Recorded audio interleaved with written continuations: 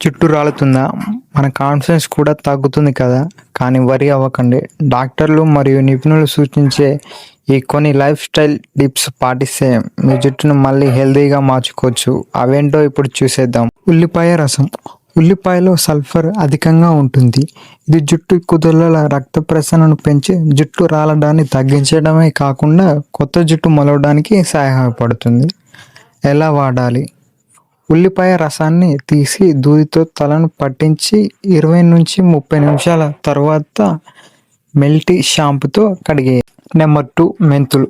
మెంతులలో protein మరియు nicotine యాసిడ్లు పుష్కలంగా ఉంటాయి. ఇవి జుట్టు కుదుళ్లను దృఢంగా చేస్తాయి మరియు చుండ్రును నివారిస్తాయి.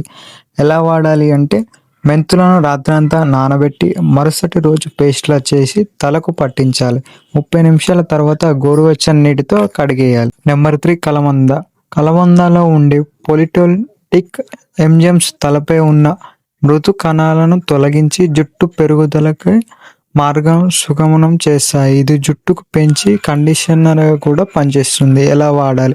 తాజా కలబంద జెల్ను నేరుగా తలకు పట్టించి మసాజ్ చేసుకోవాలి. కొబ్బరి పాలలో అవసరమైన కొవ్వు ఆమ్లాలు మరియు ప్రోటీన్లు ఉంటాయి. ఇవి జుట్టుకు కావలసిన పోషణ అందించి జుట్టు విరగకుండా చూస్తాయి. ఎలా వాడాలి? తాజా కొబ్బరి పాలను తలకు పట్టించి 20 నిమిషాల పాటు ఉంచి స్నానం చేయాలి. Number 5, green tea. గ్రీన్ టీలో యాంటీ ఆక్సిడెంట్లు పుష్కలంగా ఉంటాయి. ఇవి హెయిర్ ఫాల్ను కలిగించే హార్మోన్ల ప్రభావాన్ని తగ్గించడంలో సహాయపడతాయి. ఎలా వాడాలి? డికాషన్ చేసిన గ్రీన్ టీని చల్లార్చి తలస్నానం చేసిన తర్వాత ఆ నీటితో జుట్టును చివరిసారిగా కడగాలి. కంక్లూజన్. చూసారా, జుట్టు రాలడం ఆపడం అనేది రాత్రికి రాత్రే జరిగేది కాదు. మనం చెప్పుకున్న ఈ చిట్కాలను కనీసం 4-8 వారాల పాటు క్రమంగా పాటిస్తే మంచి రిజల్ట్ కనిపిస్తుంది. ఓపిక పట్టండి, మీ జుట్టును ప్రేమించండి.